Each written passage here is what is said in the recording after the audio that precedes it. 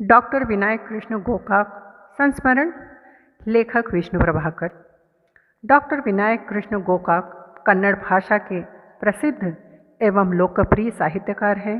आपने शिक्षा के क्षेत्र में अध्यापक से लेकर उपकुलपति और कुलपति के पदों की गरिमा बढ़ाई है।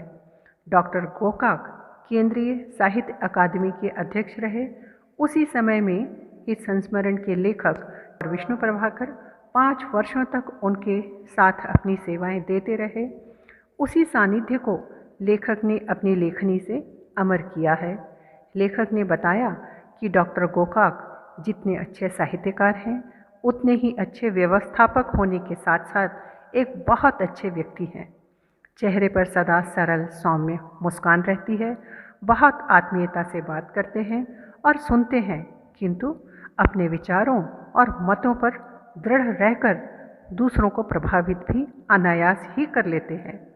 और यही डॉक्टर गोकाक के गुण, विचार तथा व्यक्तित्व है जिन्होंने मुझे यह संस्मरण लिखने की प्रेरणा दी।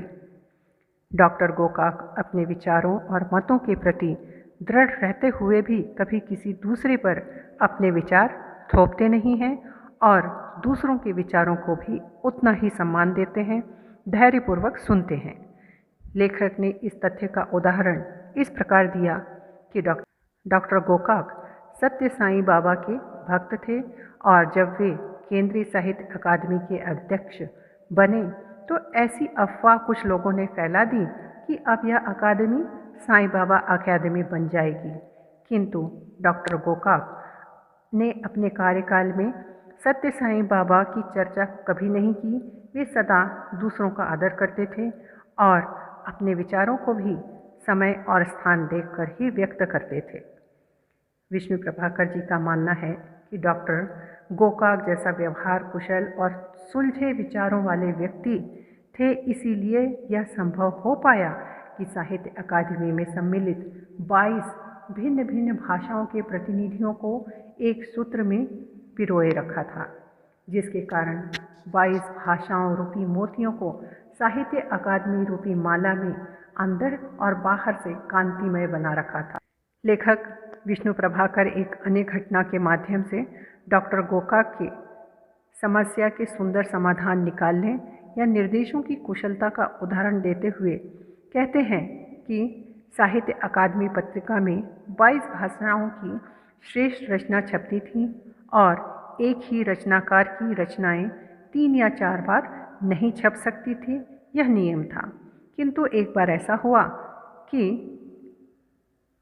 एक ही भाषा के एक ही रचनाकार की रचनाएं 3 से ज़्यादा बार छप गई। इस बात को लेकर भिन्न भाषाओं के प्रतिनिधियों में संपादक मंडल के प्रति नाराज़ी और विद्रोह के भाव दिखते ही उन्होंने किसी को पता चले बगैर संपादक को निर्देश दिए। फिर दोबारा ऐसी घटना कभी नहीं हुई। इतना ही नहीं, डॉक्टर गोकाक की मातृभाषा थी तो कन्नड़, किंतु अंग्रेजी भाषा पर भी उनकी पकड़ वैसी ही मजबूत थी। कन्नड़ में 50 और अंग्रेजी में 25 रचनाएं लिखी है। भारत सिंधु रश्मि पर ज्ञानपीठ पुरस्कार आपको प्राप्त हुआ है। लेखक विष्णु प्रभाकर बताते हैं कि यह इतनी उत्तम रचना है कि शायद ज्ञानपीठ पुरस्कार की गरिमा भी इस रचना को पाकर धन्य हो जाएगी, उसकी भी गरिमा बढ़ जाएगी। भारत सिंधु रश्मि में आपने वेदकालीन मिथकों को केंद्र में रखकर रचना की है। विष्णु प्रभाकर ने अंग्रेजी सार को पढ़कर बताया कि उनकी कल्पना शक्ति और रचनात्मकता विशेष है। भारत सिंधु रश्मि भारतीय साहित्य की अमूल्य रचना है, जिसमें डॉक्टर गोकाक ने विश्वामित्र का नायकत्व दिखाया है।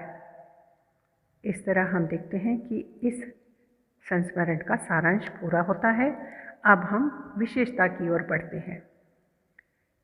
इस संस्मरण के माध्यम से लेखक ने डॉक्टर गोकाक की सहृदयता, सरलता, संवेदनशीलता, निर्भिमानी व्यक्तित्व को प्रस्तुत करके बताना चाहा कि व्यक्ति कितनी भी प्रसिद्धि और पुरस्कार प्राप्त कर ले, किंतु जो मानवीय गुण डॉक्टर गोकाक में है वे उनके सच्चे आभूषण होते हैं जिसे कमाना व्यक्ति की सोच और इच्छा पर निर्भर करता है और वही व्यक्ति के लिए उत्तम पुरस्कार होता है। इसी प्रकार विष्णु प्रभाकर बताते हैं कि उनके इन गुणों के कारण, विचारों के कारण ही मुझे उनके ऊपर अपनी रचना लिखने का प्रेरणा मिली और वे वास्तव में एक प्रेरणात्मक साहित्यकार हैं, व्यक्तित्व हैं और एक बहुत अच्छे इंसान हैं।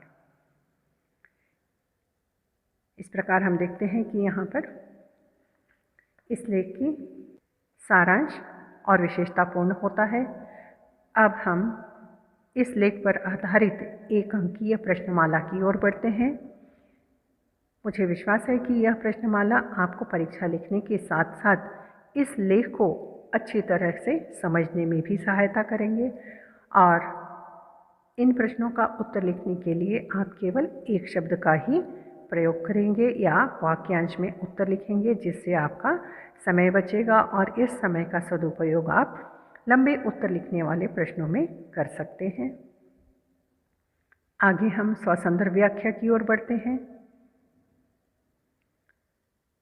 यहाँ पर नमूने के तौर पर आपको केवल एक ही स्वसंदर्भ व्याख्या दी जा रही है, जिससे आपको आसानी से प्रारूप समझ में आ जाएगा और उसी प्रारूप का अनुसरण आप करके परीक्षा में उत्तर लिख सकते हैं। इसके अलावा अगर आपको यह सामग्री उपयोगी लगी हो या अन्य किसी सामग्री की आवश्यकता हो तो कमेंट सेक्शन में अवश्य लिखिए, या आप किसी अन्य तरह के प्रारूप में यह पाठ्य सामग्री चाहते हैं तो भी हमें अवश्य बताइए।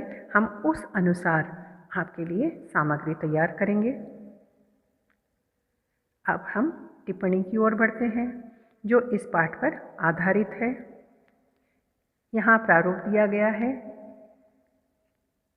परीक्षा में आपको 2 या 3 शीर्षक दिए जाते हैं जिस पर टिप्पणी लिखना होता है। आप जिस भी टिप्पणी को लिखने के लिए चुनते हैं, पहले पैराग्राफ में उसका परिचय देना चाहिए, जैसा कि आप यहाँ पर देख रहे हैं। उसके बाद दूसरे पैराग्राफ में आप उस पाठ पर आधारित उस शीर्षक पर टिप्पणी तैयार करेंगे।